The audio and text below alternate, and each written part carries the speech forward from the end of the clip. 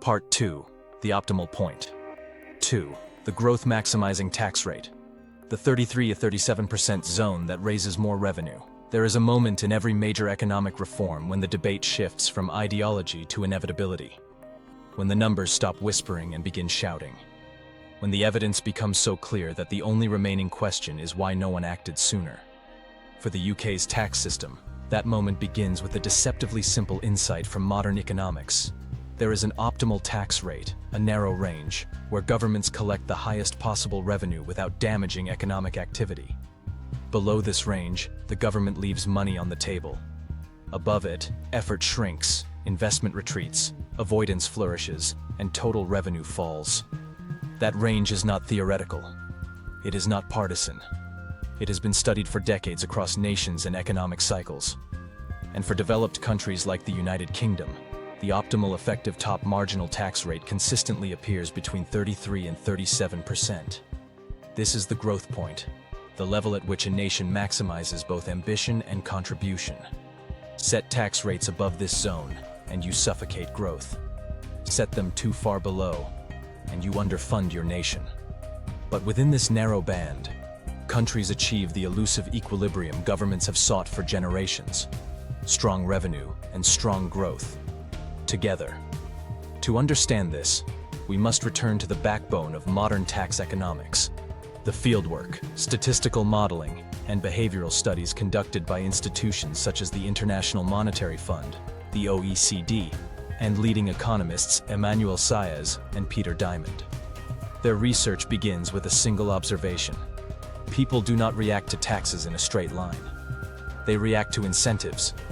They change how they work, earn, and declare income in response to the marginal rate, the amount they keep from the next pound they earn. This behavior is captured in a concept known as the elasticity of taxable income, ETI. ETI measures how responsive income is to changes in tax rates. If ETI were zero, people would not change their behavior regardless of how high or low taxes were. But the reality is very different. Decades of data show that individuals, especially skilled workers, entrepreneurs, and high earners, react strongly when marginal tax rates climb above a certain threshold. They work less overtime. They decline promotions. They shift income to companies, dividends, pensions, or jurisdictions with lower rates. They time payments, adjust contracts, and become more strategic. In short, they behave rationally. For the UK, ETI consistently falls between 0.2 and 0.25. A moderate but extremely meaningful level of responsiveness. Plug this into the Saez-Diamond formula for the revenue maximizing tax rate, optimal rate 1 plus ETI, and a clear result emerges. If ETI is 0.2, the optimal rate is roughly 33%. If ETI is 0.25, the optimal rate falls closer to 31 or 32%. Even when adjusting for operational realities, national insurance, thresholds, and system design, the growth point remains firmly between 33 and 37%. This zone is not ideological. It is mathematical. It is where taxpayers contribute the most because the system rewards their ambition rather than punishing it. It is where the government collects the maximum revenue not through force, but through cooperation with human behavior. And it is where the economy reaches a stable equilibrium that supports both public services and private enterprise. To grasp the power of the growth point, imagine a line graph showing government revenue rising as tax rates climb, until it hits a peak. Beyond that peak, revenue declines because the tax base contracts faster than the rate increases. This curve, known as the Laffer curve, has been misused in political debates, often framed as a simplistic call for tax cuts. But its core insight is far more sophisticated. Every economy has a point of diminishing returns. For the UK, that point is not at 50%, nor at 62%, but at 33 to 37%. Above that, people reduce effort. Below it, the government undercollects. Within it, both sides gain.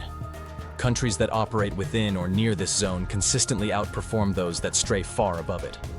Switzerland, long seen as a model of fiscal discipline and economic resilience, maintains top marginal rates that appear modest compared to Britain's, but collect a far higher proportion of sustainable revenue per taxpayer. Australia, though structured differently, avoids the severe cliffs and behavioral distortions that plague the UK's system. Even the Scandinavian nations, often assumed to tax far higher, achieve their revenue through broad-based consumption taxes, not punitive income spikes. Their income tax structures, when measured effectively, often align far more closely with the 33 to 37% range than with Britain's erratic peaks. Why does the growth point work so reliably? Because a tax system is not merely about numbers, it is about behavior. A marginal rate in this optimal zone attracts investment. Investors prize predictability above all else.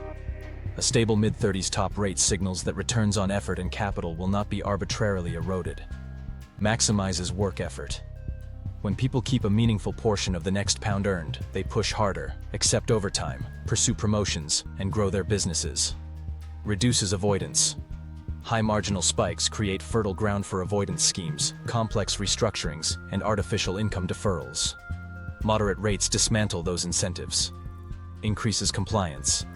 Countries with clear, reasonable tax systems see higher voluntary compliance because taxpayers perceive the system as fair. Broadens the tax base. More people contribute more income simply because the system rewards activity rather than suppressing it. These effects compound. A nurse taking an extra shift does not transform the national economy, but 100,000 nurses making rational decisions under fair incentives most certainly do. An entrepreneur choosing to take income as salary rather than dividends is not a revolution, but millions of such decisions reshape the Treasury's revenue profile. Over time, the growth point delivers more than additional income. It delivers trust, effort, and ambition. Contrast this with the UK's current system. With effective marginal rates in the 47 to 62% range, the system consistently exceeds the growth point and falls into the zone where revenue stagnates or declines. People do not need to read economic papers to understand this. They feel it every time they glance at their payslips. They see it when extra hours produce little gain. They experience it when promotions leave them worse off. They respond naturally, rationally, mathematically. The tragedy is that the UK collects less revenue not because people are unwilling to contribute, but because the system discourages them from doing so. It is a tax architecture built on the mistaken assumption that harsher rates produce greater returns. The opposite is true. Beyond the growth point, the rate rises while the base collapses. The result is both high taxation and low revenue, a paradox the nation experiences daily. The growth point offers an alternative, a system that recognizes human behavior as a central component, not an afterthought. A system that aligns the government's interests with citizens' incentives. A system that collects more by demanding less, rewarding effort rather than punishing it, and creating a tax environment that fuels growth rather than stifling it. This is not merely theory. It is the observed reality of economies that thrive. It is the reason their revenues rise while maintaining competitive labor markets. And it is the blueprint for a UK tax system that could finally unlock the nation's full economic capacity. The future begins with understanding that tax policy is not about squeezing harder. It is about tuning precisely. The 33-37% zone is not an opinion or a political stance. It is a discovery, grounded in decades of data, thousands of behavioral studies, and the lived experiences of millions of workers. It is the point where Britain can grow again, and where the Treasury can finally collect what the nation is capable of contributing. The next challenge is designing a system that makes full use of the growth point. That system exists. It is simple, fair, and proven, and it forms the foundation of the next chapter.